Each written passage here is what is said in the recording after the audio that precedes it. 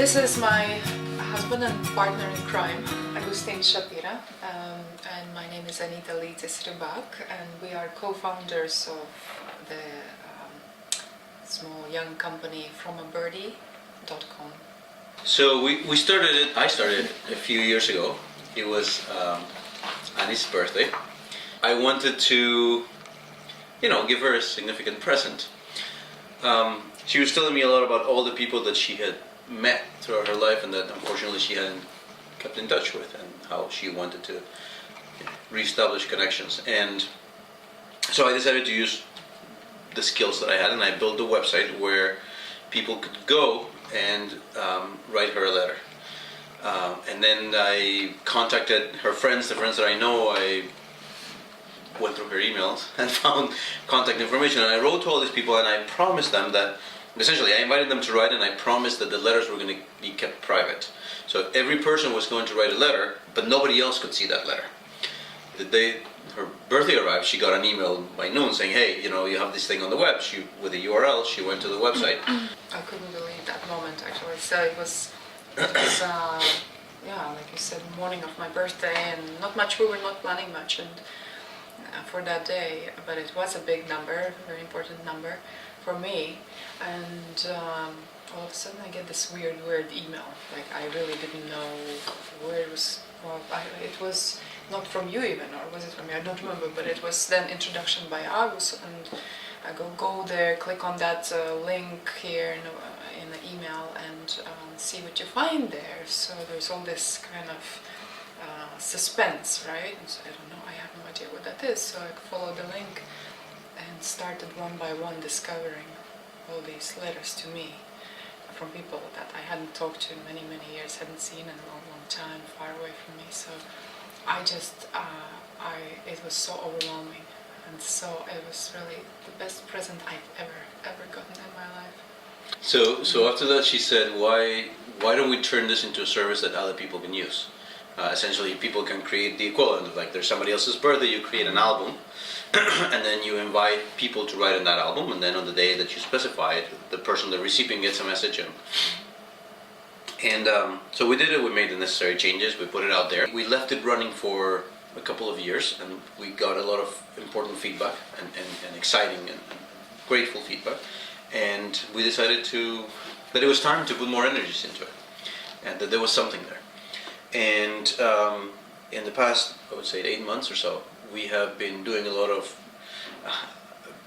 cleaning up of the code and improving the layout and the design. And we are now working with a third person, Michelle, who knows more than we do about marketing and promotion and business development, and who's full of energy and adds a lot to the group, and also gives it more of a reality to the project. It's not just the thing that the two of us are doing. We are working now, establishing partnerships, for example, with funeral homes. So the idea is, when you go to the funeral, we're gonna find little cards that say, please write your memories or share your memories with the widow or the widower of John, and a URL, and you go and write, and it's the same concept. It's private, nobody else sees it. There are options right now. Most funeral homes have websites where they say, go and write your condolences, and it's an open forum. And again, you got the same thing where the lowest common amenity is like, I'm sorry for your loss. What we saw in our albums is that people, again, sit down and write long and deep and personal stories, which are very moving. It's a great thing to keep. So we're partnering with them, and we're now running a couple of pilots in 10 funeral homes, which is great. And we have done a lot of interesting work for bigger albums. I don't know if you want to tell about the Obama. Sure. We have one of our friends was a staff member for Obama campaign over the last 4 years. And at the end of the last year, when President Obama won the election, we talked to our friend and thought, hey, why don't we write congratulatory letters to the president?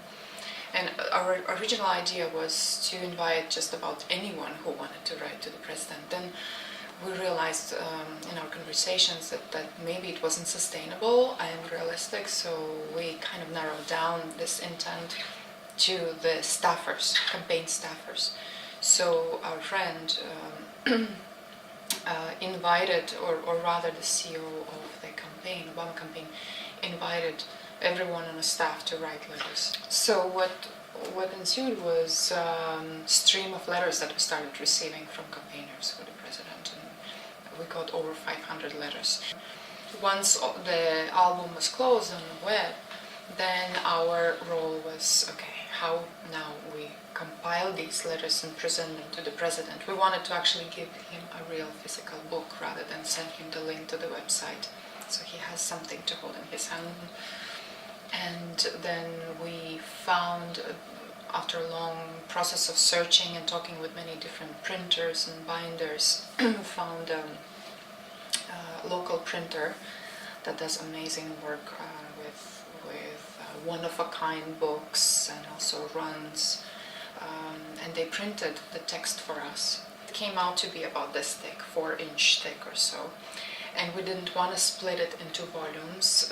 We wanted to emphasize this idea of how weighty, how massive the response has been and involvement of these people by the sheer volume of this book. We wanted to keep it together, but then the challenge became, how do you bind it? And I'm not an experienced bookbinder, but what I did, I talked to some bookbinders, local craftsmen who gave me a lot of advice. I went through intensive bookbinding courses to learn and practice, and what resulted was this few weeks long project of actually building this book, and we built the hardcovers, we handpicked all the materials and made this thing up in the studio, and also built a slipcase for the book. It's a beautiful thing.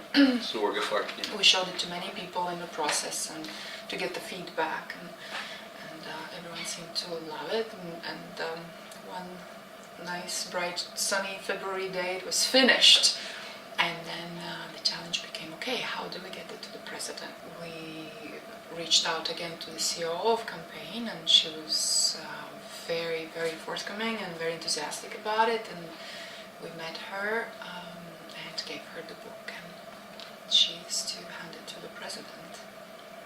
So the other day, we were planning a trip to Europe, and I get an email from a lady who works at a PR firm in London, saying that they want to use the birdie to promote a movie, a Universal Studios movie. And they're from London, and I said, well, how about we meet in London this Friday?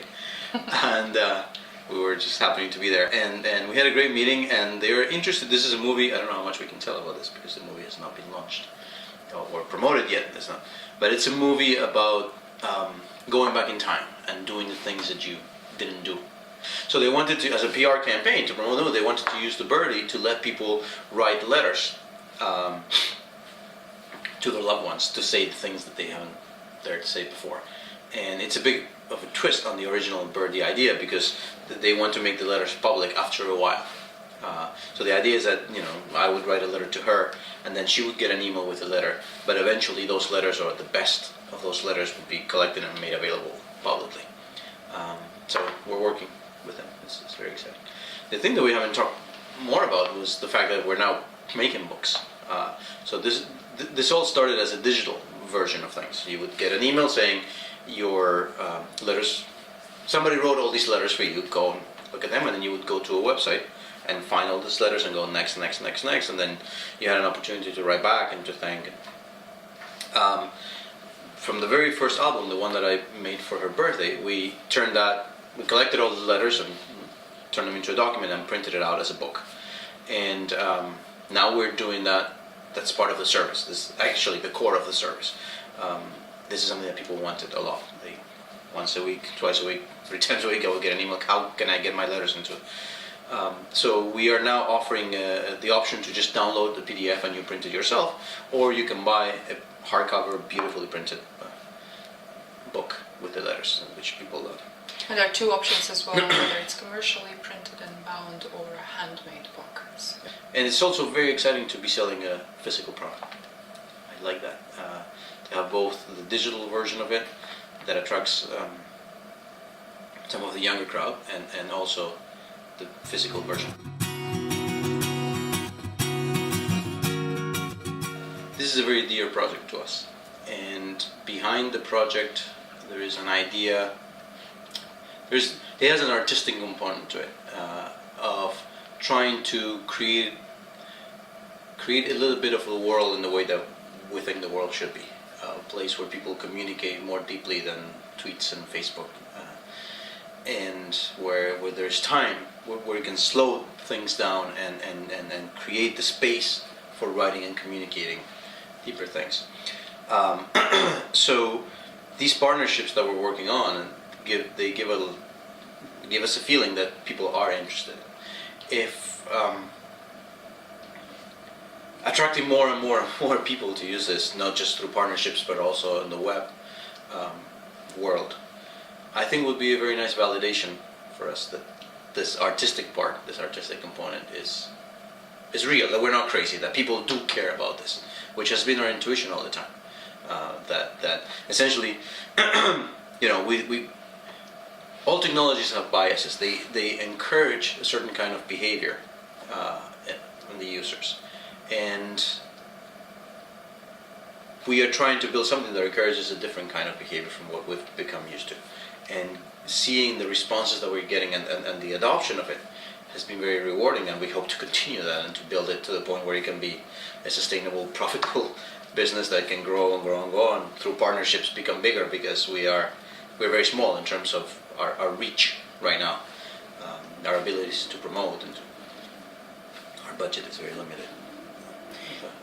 One of the unanticipated beauties of working on Liberty has been also the kind of people that we meet, the new relationships that we develop, and from printers to our partner to clients. We've been meeting some amazing people, and that's been very rewarding, and I see that continuing in the most unpredictable and beautiful ways, the kinds of people that you meet, and kinds of projects you get to work on, so it's very exciting. Yeah, that's my hope, is that we can continue to grow this to the point where it becomes profitable for all of us to work on this, and to grow the team so that we can increase our reach and get more people to use it, and be able to, promote this idea of how we should do these things. Changing the world in tiny bit to make it more like what we think would be good. It's not that it's changing the world, it's just